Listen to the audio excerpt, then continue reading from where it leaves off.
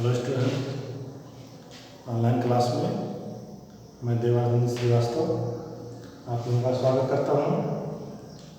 जैसा कि आप लोग स्टूडेंट्स हमारे पिछले वीडियो में पवन दूतिका शीर्षक से कुछ पद्यांश का अध्ययन आपने किया था और आज हम उसके आगे से अपने वीडियो की शुरुआत करते हैं कि जहाँ तक आपने पढ़ा है ठीक उसके आगे के पद्यांश की शुरुआत हम करते हैं। पिछले वीडियो में आपने पढ़ा था कि जिस समय राधा जी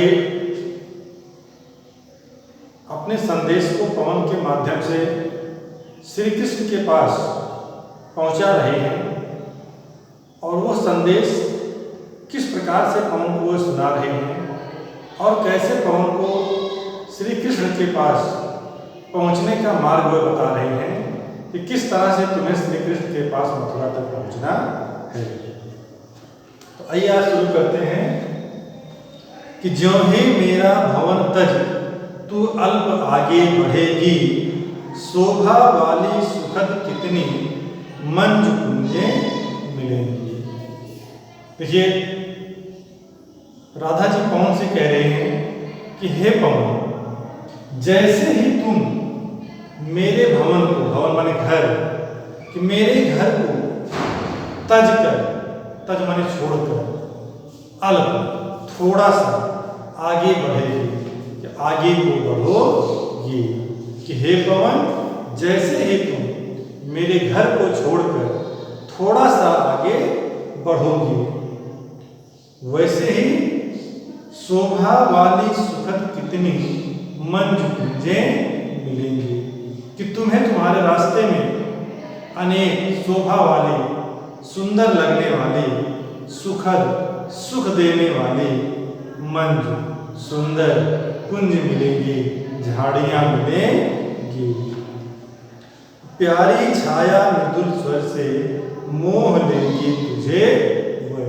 कि हे पवन, वह सभी कुंज तुम्हें अपनी प्यारी छाया से, अपनी सुंदर छाया से और मृदुल स्वर और मीठे स्वर से, मधुर स्वर से मोह लेंगी, मोहित कर लेंगी।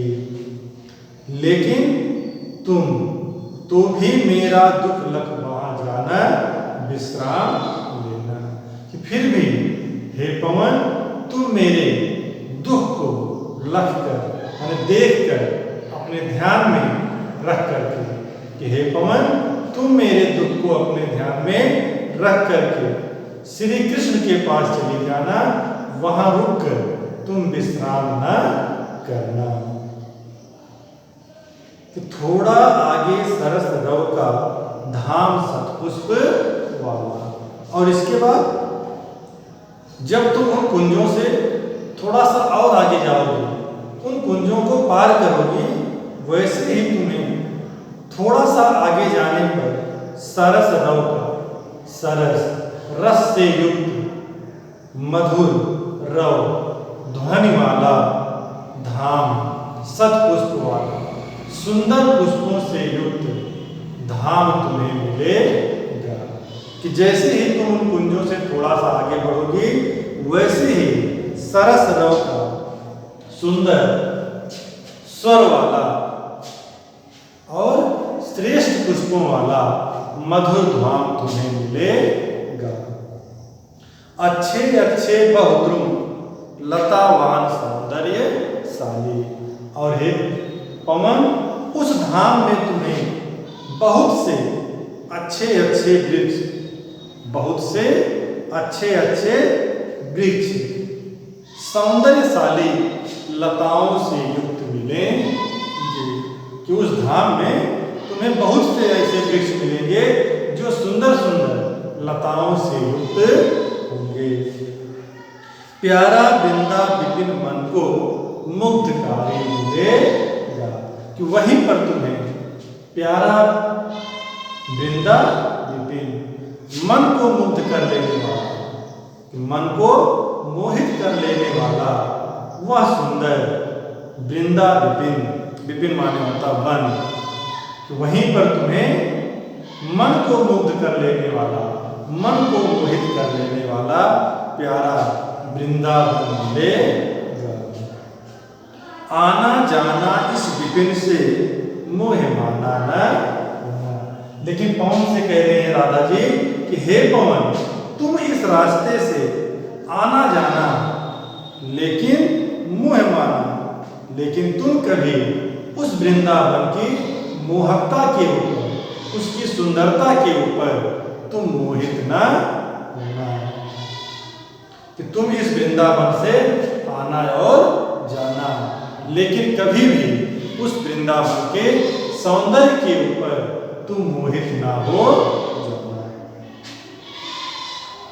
जाते जाते अगर पथ में क्लांत कोई दिखाओ। अब यहाँ पर देखिए राधा जी के अलग स्वरूप का करने आभास कराया है। उसके मानव सेवा के प्रति राधा के हृदय में जो भाव है, उस भाव को कवि ने दिखाया है कि जाते जाते अगर पथ में, यानी यहाँ पर तो ये कह रहे हैं कि अगर तुम्हें वृंदावन का सौंदर्य मिले, वहाँ के सुंदर कुंज मिले, तो मेरे दुख को देखना और वहाँ पर विश्राम ना करना। लेकिन अगर तुम्हें रास्ते में मेरी जैसी कोई दुखियारी मिल जाए, तब तुम्हें क्या करना है कि जाते जाते अगर पथ में, कि हे पवन, अगर तुम्हें रास्ते में जाते समय कोई क्लांत, कोई थकी हुई स्त्री दिखाई दे जाए, तो जाके सन्निकट उसकी क्लांतियों को मिटाना। कि हे पवन, अगर तुम्हें रास्ते में जाते जाते कोई क्लांत, क्लांत माने होता है दुखी, क्लांत माने होता है दुखी, दुखी या थकी हुई। अगर तुम्हें जाते हुए रास्ते में कोई थकी हुई स्त्री दिखाई दे जाए, तो जाके सन्निकट उसकी क्लांतियों को मिटाना।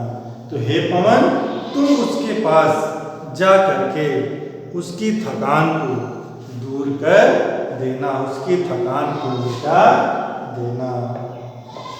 कि अगर तुम्हें रास्ते में कोई दुखी दिखाई दे जाए स्त्री, थकी हुई स्त्री दिखाई दे जाए, तो तुम उसके पास चली जाना और उसकी क्लांति को, उसकी थकान को तुम दूर कर देना।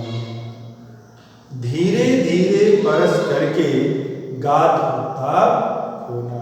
और तुम्हें क्या करना है कि धीरे धीरे परस करके, परस, परस माने होता है स्पर्श, स्पर्श। तो हे पवन, अगर तुम्हें उस थकी हुई स्त्री दिखाई दे जाए, तो तुम उसके पास जाना और उसकी थकान को मिटा देना, धीरे धीरे परस करके, कि तुम धीरे धीरे उसको स्पर्श करके, कि धीरे धीरे तुम उस थकी हुई स्त्री को स्पर्श करके उसकी गात, गात माने होता है शरीर, गात माने शरीर, और उत्ताप, उत्ताप माने होता है गर्मी। कि हे पवन, तुम उसके शरीर को स्पर्श करके उसकी शरीर की गर्मी को दूर कर देना। सदगंधों से श्रमित जन को हर्षितों सा बनाना। और तुम अपने फूलों की सदगंध, कि अपने सुगंध से तुम उस थकी हुई स्त्री को हर्षितों सा बनाना, हर्षित बना देना, प्रसन्न कर देना। और आगे कि लज्जाशीला पथिक महिला जो कहीं दृष्टि आए। कि हे पवन, अगर तुम्हें उस रास्ते में कहीं पर कोई भी लज्जाशील स्त्री दिखाई दे जाए, तब तुम्हें क्या करना है कि होने देना विकृत वसना तो न तू सुंदरी हो।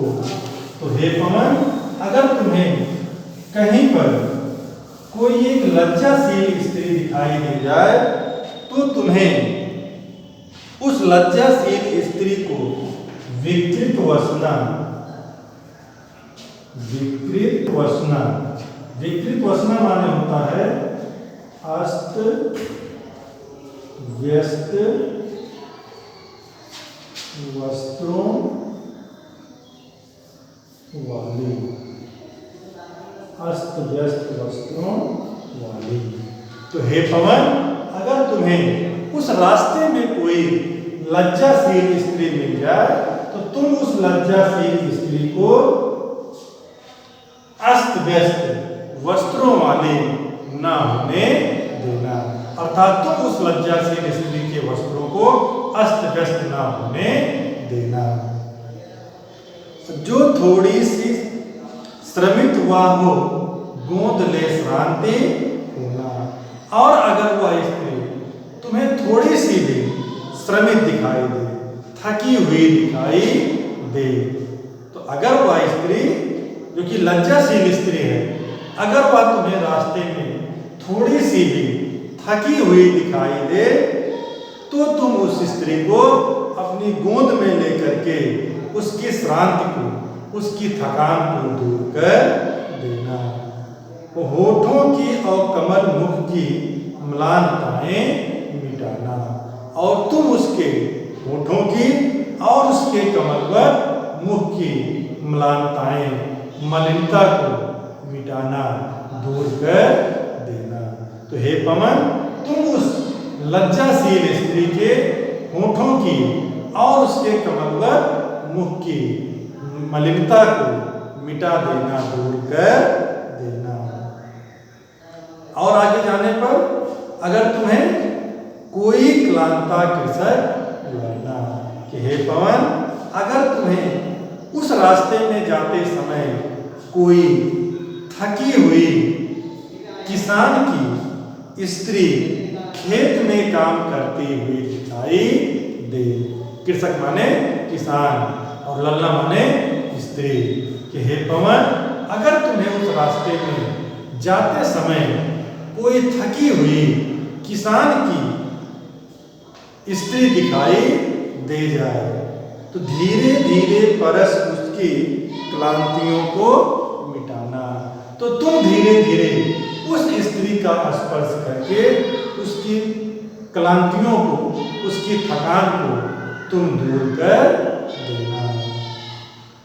जाता कोई जलद यदि हो व्योम में तो उसे ला, और तुम उसकी थकान को किस प्रकार से दूर कर सकती हो कि अगर उस समय तुम्हें जलद, जलद माने होता है बादल, जलद माने बादल, और व्योम, व्योम माने होता है आकाश, व्योम माने आकाश।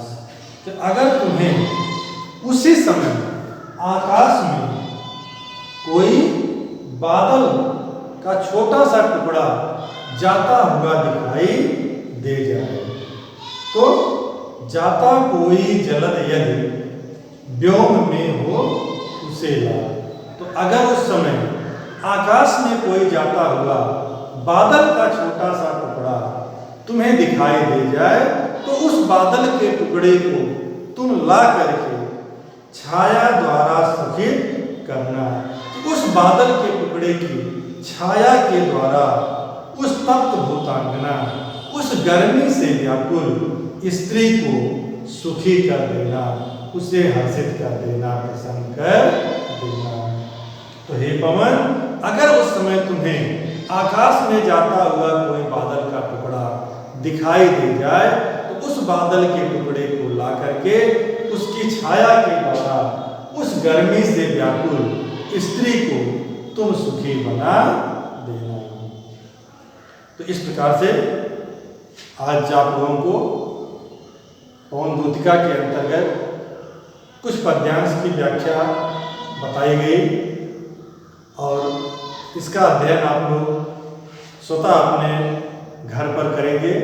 और अगर किसी भी प्रकार की समस्या आपको किसी शब्द के अर्थ को समझने में आती होगी तो आप लोग किसी भी प्रकार से हमसे संपर्क स्थापित करके उस समस्या के बारे में अपने